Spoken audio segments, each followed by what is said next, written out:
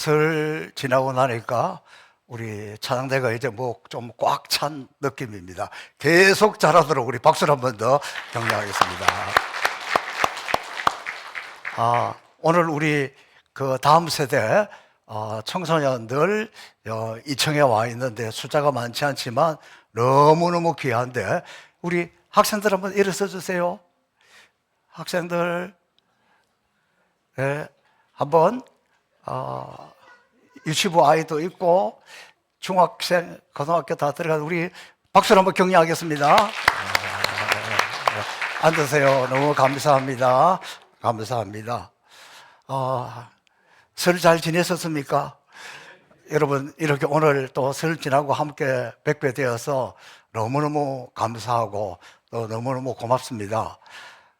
행복여사 송포 교회라고 하면 예배당이 아니라 저와 여러분 한 사람 한 사람이 교회입니다.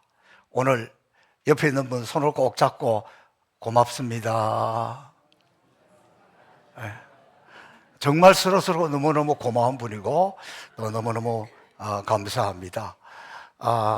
제가 오늘 이 편지를 여러분에게 꼭 읽어드려야 되겠습니다. 우리 이 저금통을 가득 채운 근호가 한국에 들어와서 오늘 예배 참석하면서 저한테 이 저금통하고 같이 보낸 편지입니다. 목사님께, 목사님, 아프리카에 있는 친구들에게 맛있는 거 많이 사주시고 아프지 않게 약도 사주세요. 그렇게 하려고 저금통에 돈 많이 넣었어요. 꼭 해주세요. 사랑합니다. 육근호 올림. 우리 근호 위해서 한번 박수. 오늘 한번 잠깐 일어나 보세요. 늠름한 어린이가. 제가 지난 한 주간 아시는 분은 아시겠지만 너무 낙심이 되고 마음이 아파서 힘들었는데 이 편지를 보니까 눈물이 납니다. 얼마나 위로가 되는지.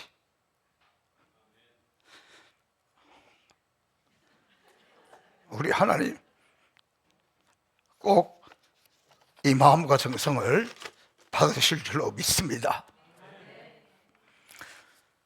저는 우리 성도들을 생각하면 너무너무 고맙고 감사합니다. 설날 아침에도 마당에 눈이 잔뜩 쌓여 있는데 그 전날 제가 곳곳에 염화칼슘을 뿌려놨지만 그래도 우리 마당이 언덕이 너무너무 넓잖아요. 그런데 설날 아침에 보니까 이 눈풍기라 그래야 될까요?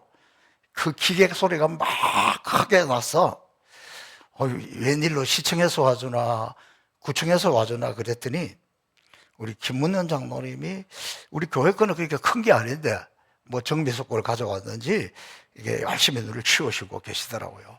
그래서 제가 할 수 있는 게 커피라도 한 잔 끓여서 내려갔더니 벌써 들어가셨더라고요. 금요일 날도 새벽에 또 눈이 그렇게 많이 왔습니다. 그런데 금요일 아침에도 이 눈풍기가 열심히 이렇게 하더라고요. 제가 일기예보로 보니까 오후 4시까지 눈이 오는데 오후 4시까지 내버려 뒀다가는 너무 많이 쌓여서 안 될 것 같아요. 그래서 눈풍기로 하고 또 저도 열심히 이렇게 한번 치웠습니다. 근데 오후 4시쯤 되니까 역시 우리 장로님들이 대단하시더라고요. 눈 조금 치우고 있는데 우리 김봉진 장로님, 장동문 장로님, 이 80이 이제 다 되신 어르신들이 이렇게 눈을 이렇게 치우는데 진짜 눈물이 나더라고요. 이렇게 교회를 사랑하고 어떻게 해서라도 우리 교회 전통 예배 드리는데 눈 때문에 지장이 없도록 이런 것을 보면서 과연 행복의 동산이로다 그러면서 너무너무 감사했습니다. 저도 하루에 12,000번씩 걸으려면 온갖 정성을 다해서 걸어야 되는데 그날은 잘 때 보니까 눈만 열심히 치웠어도 17,000 보더라고. 그래서 너무너무 감사하게 한 주간을 보냈습니다. 다음 주일에 아프리카를 가려고 하는데 요즘 왜 이렇게 비행기 사고가 많이 나요? 무안에서, 김해에서, 뉴욕에서, 또 뭐 어제는 보니까 필라델피아에서 막상 비행기 타려고 하니까 왜 이렇게 비행기 사고가 많이 나지? 그래서 어느 때보다도 여러분들이 좀 더 기도를 많이 해주시고 안전을 위해서 기도해 주셔서 이번에도 은혜 가운데 잘 진행되었으면 좋겠습니다. 우리는 지난 설 명절을 지나면서 그래도 또다시 새해구나 새로운 마음으로 출발하려고 하지만 우리의 현실은 녹록지가 않습니다. 지금 전 세계는 미국과 중국의 무역전쟁으로 세계 경제 위기 가운데 있잖아요. 더욱이 이런 와중에 우리나라는 뭐 싸우느라고 정신이 없고 너무너무 불안한 상황입니다. 미국의 트럼프 대통령이 오직 미국 자국 중심으로 가겠다고, 그래서 제일 먼저 보니까 옆에 힘이 없는 콜롬비아 나라를 한번 푹 찔렀어요. 그러더니 콜롬비아가 막 덤벼서 하루 만에 골이 딱 내리고 어쩔 수 없이 하라는 대로 할 수밖에 없는 그런 상황입니다. 또 이것이 이제 중국과 함께 구체적으로 마찰이 일어나면 고래 싸움에 새우 등 터진다고 이 강대국들 사이에 끼어있는 수출 중심의 우리나라는 얼마나 큰 타격이 올지 모릅니다. 오늘 아침 신문에 보니까 카나다, 멕시코에 25% 관세를 매겼는데 멕시코에 관세를 매긴 게 그동안에는 거기 그런 관세가 없었거든요. 우리나라에 얼마나 타격이 오는지 몰라요. 왜냐하면 우리나라 기업들이 중국에 공장을 많이 세워놨다가 멕시코로 다 옮겼어. 그러니까 멕시코에만 해도 우리가 타격이 오는데 또 우리나라에는 관세를 얼마를 또 할지 모르겠습니다. 그러니 이런 상황에 지금이야말로 우리 모두가 마음을 모으고 정성을 모으고 나라 꼬라지가 마음에 안 든다고 포기하면 안 되고 우리는 하나님 앞에 기도해야 되는 그런 중요한 시점입니다. 무엇보다도 우리 청년들을 생각하면 너무 미안합니다. 우리 시절에는 꿈이 있었고 열심히 노력하면 되었는데 지금 청년 실업률도 유사일에 가장 낮고 요즘 같은 시대에 뭘 그러냐? 근데 그게 아니에요. 그러니까 젊은이들이 결혼도 하지 않으려고 하고 결혼해도 애를 낳지 않으려고 하고 인구 절벽, 이거는 하루아침에 해결할 수 있는 것도 아니에요. 국가적으로 큰 위기입니다. 여러분, 우리가 살고 있는 일산만 해도요, 어디를 가든지 노인들만 있는 벌써 노인 도시가 되어버렸습니다. 한국교회는 교회들의 심각한 위기입니다. 교회 학교가 이렇게 빨리 무너질지 몰랐습니다. 그래도 우리 교회는 괜찮을 줄 알았습니다. 그런데 우리 동네에도 우리 성도들의 가정에도 아이들이 거의 없어요. 지금 남아있는 아이들은 우리가 금이야 옥이야 귀하게 여겨서 믿음의 길을 이어가도록 해야 되는 그런 때가 왔습니다. 이처럼 우리가 살아가는 데는 국가적으로도 위기가 있고 또 우리들 개인 다 각각 위기들이 있습니다. 부부 사이의 위기도 있고 자녀 때문에 위기도 있고 질병 때문에 위기도 있고 사업 때문에 위기도 있고 교회들도 위기입니다. 심지어 선교도 위기입니다. 근래에 선교 때문에 저에게 상담하는 다른 교회 장로님들 제가 보면서 이 위기는 너무너무 안타까운 거예요. 자기 교회 선교사를 위해서 이렇게 하려고 선교 헌금을 따로 이렇게 모았는데 목사님, 우리 목사님은 별로 생각이 없으니까 이걸 어떻게 해야 됩니까? 나는 너무너무 충격적이에요. 성도들은 선교에 대한 열의가 있는데 요즘 이 젊은 목회자들이 선교에 대한 열의가 없어요. 이거 어떻게 해야 됩니까? 이런 위기를 우리는 지금 맞이하고 있습니다. 그러나 이런 위기를 반드시 극복하고 이겨야 됩니다. 어떤 사람은 믿음이 없어서 위기가 온다고 해요. 믿음이 없어서 오는 게 아니에요. 우리 믿음의 조상 아브라함 가정에 얼마나 위기가 많았습니까? 이삭은요, 야곱의 가정은 얼마나 위기가 많았습니까? 가장 예수님을 닮았다는 요셉은 그 인생 자체가 굴곡지고 시련의 골짜기였습니다. 다윗도 마찬가지고 모세도 마찬가지였습니다. 그러므로 우리가 살아가는 이 세상에 살아가는 동안 항상 위기는 도스리고 있습니다. 그런데 우리는 그 위기를 극복해야 됩니다. 하나님의 사람들은 위기에 굴복하지 않고 다시 일어설 기회, 위기는 다시 내가 하나님 앞에 정신 차릴 수 있는 기회, 내가 하나님 앞에 바로 설 수 있는 기회, 다시 일어설 수 있는 기회로 삼는 사람이 하나님의 사람이고, 그 하나님의 사람들은 그것을 극복하고 이렇습니다. 엘리야와 엘리사 시대 영적 암흑이었습니다. 큰 위기였습니다. 그때 엘리사는 그 위기를 극복하기 위해서 무엇보다도 갑절의 영감을 구했습니다. 그렇다면 지금 이 시대야말로, 지금 우리 행복동산 송폭교회야말로 금전에 무엇보다도 갑절의 영감을 사모하고 구해야 합니다. 왜냐하면 결국은 영적 문제이기 때문입니다. 이 갑절의 영감을 구하던 엘리야와 엘리사, 갑자기 하늘에서 갑절의 영감이 떨어진 게 아니잖아요. 이 몇 단계를 거쳐가면서 그 뜨거운 영감을 받고 위기를 극복했습니다. 그 첫 번째 통과했던 것이 지난주에 말씀드린 길갈이었잖아요. 이 길갈에서는 그들 가운데 모든 부끄러운 것, 수치스러운 것, 버려야 될 것들, 떨쳐버려야 될 것들 다 굴러가게 떨쳐버렸습니다. 갑절의 영감을 받기 위해서는 우리 가운데 떨쳐버려야 될 것들을 떨쳐버리고 굴러보내야 될 것을 굴러보내야 됩니다. 두 번째 통과해야 될 것은 오늘 본문에 나오는 베델입니다. 베델이 도대체 무엇이길래 우리가 이 베델을 통과해야 합니까? 여러분, 전국에, 아니 전 세계에 어느 곳에 가든지 교회 이름을 보면 베델 교회는 여러 개 나옵니다. 일산에도 큰 교회, 베델 교회가 있고, 지금 또 베델 교회들이 여러 개 있어요. 왜 그렇게 했습니까? 그만큼 중요하고 그만큼 필요하다는 것이에요. 베델의 이름이 처음 등장하는 것은 야곱을 통해서 볼 수 있습니다. 야곱의 가정에 큰 위기가 닥쳤습니다.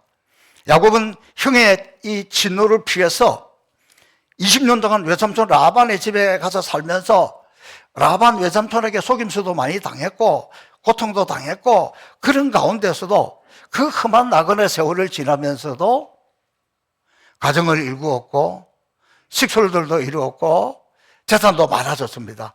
한마디로 말하면 성공했습니다. 성공하면 어떻게 해요? 고향 가고 싶잖아요. 그 고향으로 돌아올 때에 중간에 오다가 세겜이라는 오아시스를 만났습니다. 너무 살기가 좋아요. 그러니까 그냥 그곳에 주저앉아서 장막을 치고 안정된 삶을 살았습니다. 근데 성경을 보니까 재미있는 것은 이 세겜이라는 단어의 뜻이 목덜미예요. 그런데 오아시스가 목덜미를 붙잡았다는 이야기예요. 여러분, 우리 가운데 무슨 큰 문제가 생겨서 위기가 오는 게 아니에요. 평안할 때가, 뭐 아무 문제가 없을 때가, 아무 문제가 없으면 온갖 것들이 막 이렇게 돼가지고 우리 마음을 요동치게 하고 불안하게 할 수가 있어요. 세겜, 안정된 곳이에요. 오아시스예요. 근데 그게 우리 인생의 목덜미를 잡는 곳이라니까. 이 무슨 말이냐 그러면, 고향도로 돌아가던 야곱은 하나님과 약속한 베델로 돌아가지 않고 세겜에서 정착했어요. 왜? 세겜은 오아시스니까 물도 많고 그늘도 있고 풀도 많고, 야, 여기 좋다. 여기 조금 그냥 잠깐 멈추는 길에 좀 쉬었다 가자. 그리고 잠깐 쉰다고 쉬었는 게 10년의 세월이 흘러가 버렸습니다. 야곱은 하나님 앞에, 하나님, 내가 다시 내 고향으로 돌아오면, 무사히 돌아오게 하면 이 베델에서 감사의 제단을 쌓고 헌신의 제단을 쌓겠습니다. 11조를 하겠습니다. 그렇게 서원했는데 세겜에서 그냥 안정되게 살게, 먹고 살만하니까 다 잊어버렸어요. 문제는 외삼촌 집에서 나올 때에 그들이 섬기고 있던 우상 드라빔을 라헬이 가지고 왔잖아요. 그래가지고 그것을 안장 밑에다가 숨겨놓고 아버지를 적당히 쏘개고 피해서 그걸 이제 가져온 거예요. 이 우상 하나 가져온 것이요, 결국은 그들에게 목덜미를 잡히는 결과가 돼요. 이 우상 하나를 가져왔는데 그걸 또 숨기게 되잖아요. 그 풍습을 따라가잖아요. 그러면서 야곱의 집안에 영적인 혼란이 오고 생활이 문란해지고 윤리, 도덕 타락하기 시작했습니다. 결국 야곱의 집에 야곱에게 하나밖에 없는 딸 디나가 그 추장의 이 세겜의 추장에게 강간을 당하고 맙니다. 그래서 이제 야곱의 아들들이 일어나서 이제 복수극이 벌어지게 되었는데, 결국 야곱의 집에 닥친 이 비극은 베델을 망각한 불신앙 때문에 일어나게 되었다는 것. 평안할 때 신앙이 조금 나태해지는데 그때 이 사건이 일어났다는 것. 자, 이렇게 일이 벌어지게 되자 야곱은 고민을 하게 되었고, 그때 세겜의 족장은 야곱에게 찾아와서 내가 당신 딸을 사랑합니다. 이미 이렇게 벌어진 걸 어떻게 하겠냐고, 나에게 주면 제가 평생 행복하게 하겠습니다. 그랬습니다. 그래서 야곱이 이제 고민을 하는 거예요. 왜 고민을 하게 되었냐 그러면, 그 세겜이라는 곳은 오아시스 때문에 살기가 좋잖아요. 목축하던 이들에게는 사업하기가 좋잖아요. 그런데 그것이 늘 좀 불안했는데, 뭐 이참에 이래가지고 이 세겜 족속들, 가나안 족속들하고 서로 통혼을 하게 되면, 그러면 뭐 여기서 우리가 뭐 꼭 가나안까지 돌아갈 게 있느냐, 베델까지 안 가도 여기서 잘 살 수 있겠다, 이런 계산이 딱 섰습니다. 그리고는 아들들을 불렀어요. 지금 아들들은 분노하고 있는데 아버지는 넘어가 버렸어. 그러니까 아들들이, 여러분 여기서 재밌는 거 볼 수 있어요. 우리 집에도 아들이 먼저고 딸이 동생이잖아요. 딸한테 무슨 일이 있으면 이거 아버지보다도 더 발끈해가지고 막 동생을 오빠들이 이게 살피더라고. 아, 요즘은 집집마다 애가 하나밖에 없어서 이게 무슨 말인지 잘 모르는 모양인데, 이 무슨 일이 생기면요, 오빠들이 더 난리예요. 지금 이 집에 지금 그런 일이 벌어진 거예요. 그러니까 이 오빠들이 막 부글부글 하면서 아버지한테 뭐 아버지 좋을 대로 하시지요, 그렇게 이야기를 합니다. 대신 조건이 하나 있습니다. 그 조건은, 저 이방인들하고 우리가 어떻게 결혼합니까? 다 할례를 받게 해야지. 그래서 세겜에게 보냅니다. 우리 아들들도 다 이야기하는데 니네들이 다 할례를 받으면 하겠다고 한다. 그러니까 세겜 족속들이 어유 웰컴, 환영입니다. 우리 다 할례 받겠습니다. 그리고는 쫙 이 세겜 남자들이 들어 누워가지고 포경수술을 다 받은 거야. 요즘처럼 뭐 깨끗하게 뭐 의료기구가 있는 것도 아니고 그 포경수술을 받는데 그때는 오래 가요. 근데 제일 고통스러울 때가 언제냐면 3일째 되는 날이에요. 야곱의 아들들이 이 3일째 되는 날 그사를 일으킨 거예요. 그게 뭐 할례 받아가지고 포경수술 받아가 쫙 누워있는 그 세겜의 젊은이들을 가서 다 죽여버렸어. 속이 얼마나 시원했겠습니까? 속 시원하면 끝날 줄 아는데 그때부터 문제가 와요. 행동할 때 조심해야 됩니다. 내가 이렇게 하면 속이 시원하겠지, 한번 해보세요. 그 다음에 대가를 얼마나 치러야 될지 몰라. 그랬더니 뭐 가나안족, 브리스족도 전부 다 일어나가지고 이놈들을 다 죽여야 되겠다. 그러니까 이제 아버지는 이제 자식들을 불러놓고, 야 이놈들아, 너희들은 생각이 있냐 없냐, 어떻게 하려고 이러냐, 우리 이제 다 죽었어, 그러는 거예요. 근데 이미 일은 벌어졌고 다 죽게 생겼고 다 망하게 생겼으니까, 그때 이제 야곱이 죽을 지경에 오니까 천부여 어지없어서 손들고 옵니다. 하나님 앞에 오는 거예요. 하나님 앞에 그때 찾아와가지고, 하나님 큰일 났습니다. 우리 지금 다 죽게 생겼습니다. 위기 가운데 하나님 앞에 엎드릴 때에 하나님의 음성을 듣게 됩니다. 그때 하나님이 그래, 그러면 살고 싶냐? 베델로 올라가라. 하나님의 음성을 들었을 때 베델, 너 베델 잊어버렸지? 지난 10년 동안 그렇게 잊어버렸지? 그 초심을 회복하라. 올라가라는 거예요. 죽음의 위기 앞에 베델에 올라갈 때 야곱과 야곱의 아들들을 추격하는 자가 없었다. 위기에서 벗어났다. 그렇게 성경은 기록하고 있습니다. 갑절의 영감이라는 것은 그냥이 아니라 이런 과정들을 거쳐가는데, 지금도 베델에 올라가는 성도는 아무리 큰 위기가 온다 할지라도 그 위기를 극복하게 될 거고, 그 위기에서 하나님이 구원해 주신다는 사실입니다. 베델, 왜 그 베델에서 그렇게 할까? 베델이 이렇게 중요한 첫 번째 이유는, 베델은 하나님께서 야곱을 실존적으로 살아계신 그 하나님을 만나고 처음 했던 곳입니다. 그것이 어디냐 그러면, 처음 자기 고향에서 형이 자기를 죽이려고 할 때 외삼촌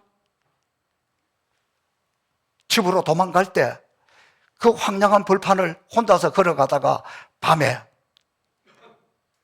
돌베개 하나 하고 온갖 맹수들이 소리가 나고 그 두려움 속에 있을 때 내가 이 밤에 살아날 수 있을까 걱정하고 있을 그때에 하늘과 땅에 사닥다리가 이어져서 천사들이 오르락 내리락 하면서 자기를 만나셨던 그 하나님, 그 하나님은 그때 이렇게 말씀하십니다.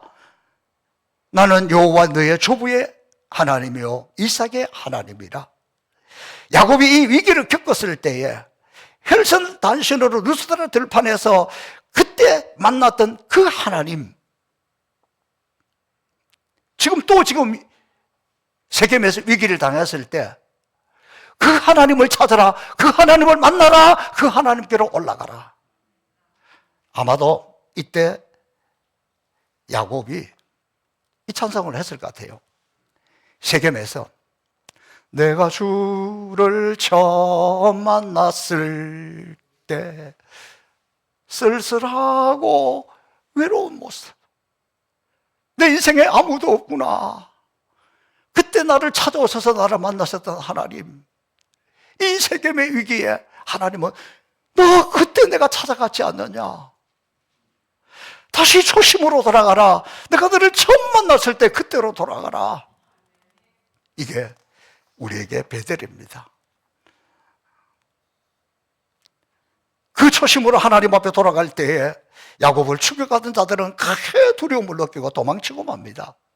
결국 내 안에 하나님이 살아계시면, 하나님의 그 능력이 살아있으면, 그 하나님을 내가 만나면 원수마귀는 한 길로 왔다가 7길로 도망간다는 거예요. 저도 이런 경험 많이 했습니다. 목회를 40년 이상 하다 보니 또 이런 위기는 얼마나 많이 당했겠습니까? 저는 그때마다 기도원에 올라가고 산에 기도하러 올라가면 벌써 하나님께서 사람들의 마음을 감동시켜 주시고 미리 다 정리하시더라고요. 저는 이번에 참 회개 많이 하고 있어요. 그전에는 연초에는 무조건 기도원에 올라가서 금식하고 기도했는데 당뇨 때문에 못 가니까 이번에 깨달은 게 있으면, 야, 금식 못하면 밥 먹고 하면 되지 않느냐. 그런데 당뇨 핑계로 내가 금식 못하니까 안 간 게 벌써 몇 년을 안 간 것 같아요. 참 회개하고. 사실 저는 이번 주간에 베델 기도원이라도 좀 가고 싶은데 당장 또 아프리카 출발하는 준비를 또 제가 해야 되니까 못 가는데, 우리 장로님들이나 권사님들이나 여러분들 중에서 제 대신 좀 기도원에 많이 하루씩이라도 좀 가셔주시면 안 될까? 베델로 오라고 말씀을 하고 선포를 하면 우리는 좀 그렇게 해야 되지 않을까? 여러분 제발 좀 부탁합니다.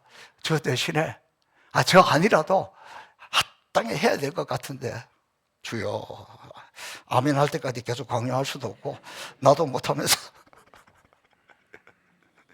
현실적으로 야곱의 경우 이 상황이 하나님만 믿고 올라가기가 어려워요. 지금 당장 자기를 죽이려고는 군대가 쳐들어오는데 뭐 힘을 모아서 전쟁을 하든지 아니면 숨든지 뭐 항복하고 그냥 생명을 구걸하든지, 지금 인간적으로 생각하면 베델로 올라간다는 것은 아무런 도움이 될 수가 없어요. 그럼에도 베델로 올라갔습니다. 다시 초심으로 하나님을 만나러 올라갔습니다.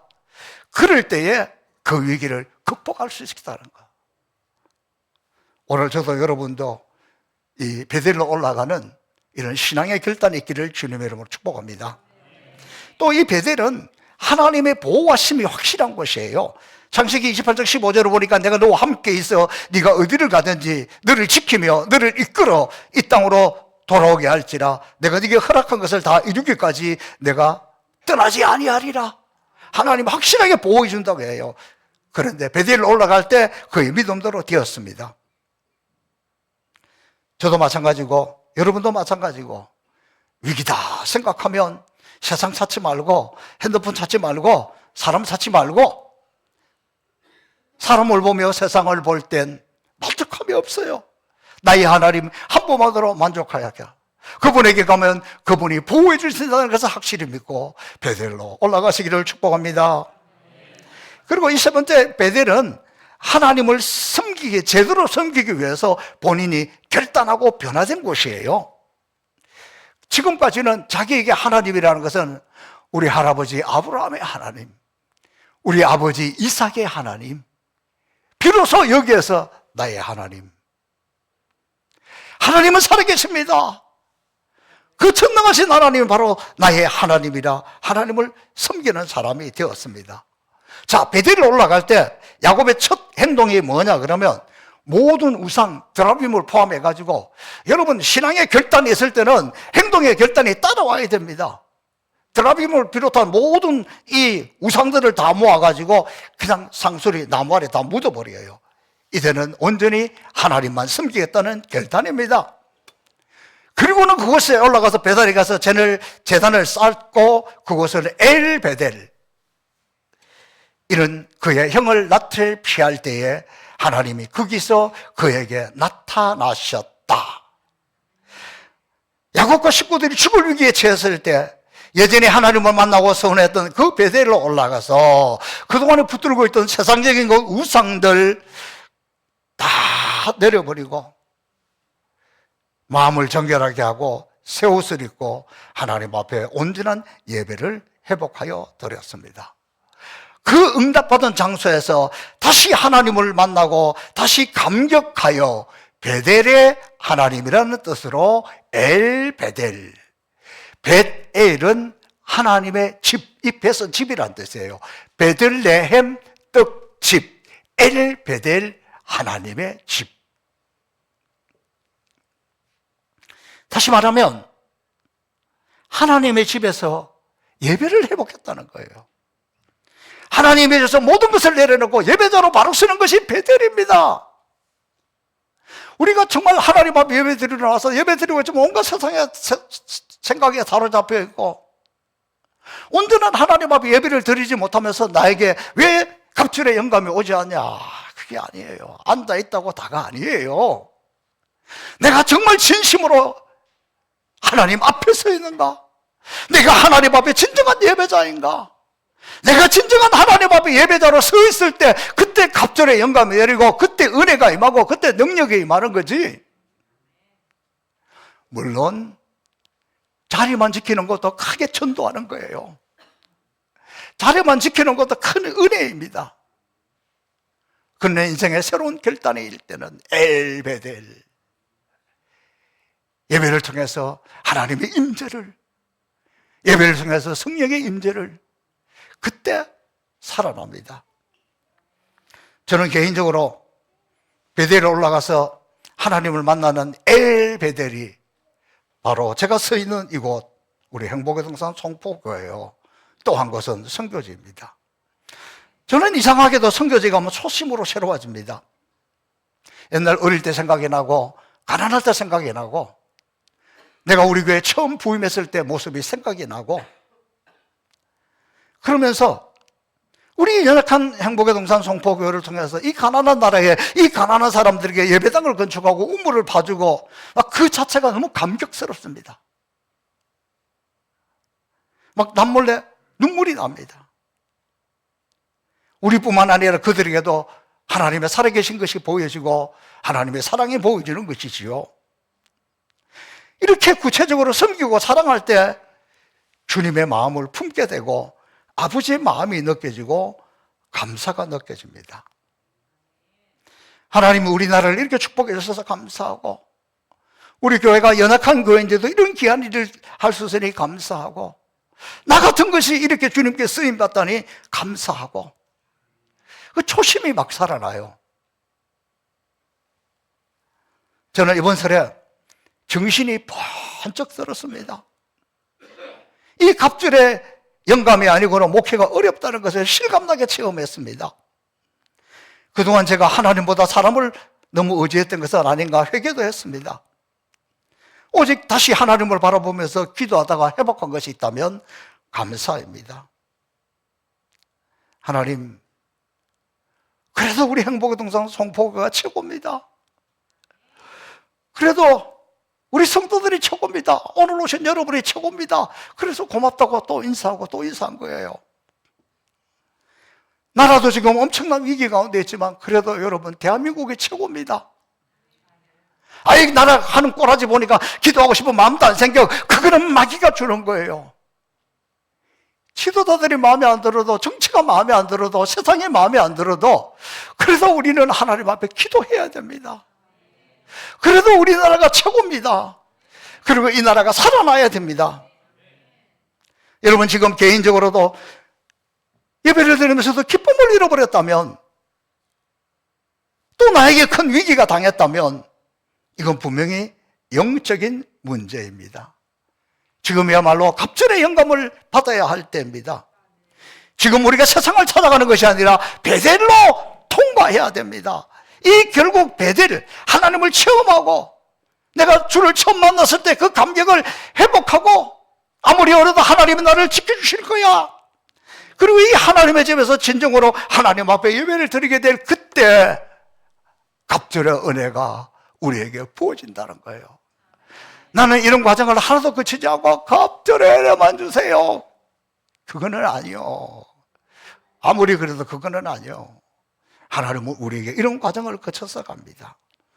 사랑하는 성도 여러분, 하나님이 나에게 허락하신, 저와 여러분에게 허락하신 베델, 엘베델 이곳 행복의 동산 송포교회에서 무엇보다도 진정으로 우리가 예배를 회복하고 이 베델을 통과해서 나가면 하나님 우리에게 갑절의 영감을 주시고 갑절의 은혜를 주시고 갑절의 축복을 주시고 갑절의 건강을 주셔서 우리가 당당하게 하나님 앞에 일어서게 될 줄로 믿습니다. 사랑하는 여러분, 여러모로 지금 우리가 흔들리고 있고 헷갈리고 있고 힘들다 하더라도 다시 하나님을 붙잡아야 됩니다. 다시 하나님을 의지해야 됩니다. 다시 베델로 올라가서 이 과정을 통과하여 갑절의 영감이 저와 여러분에게 풍성하게 부어지기를 주님의 이름으로 축복합니다. 살아계신 아버지 하나님, 감사하고 감사합니다.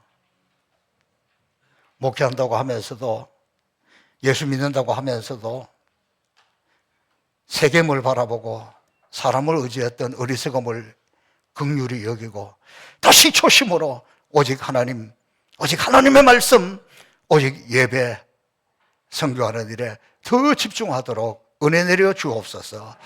예수님 이름으로 축복하며 기도하옵나이다. 아멘.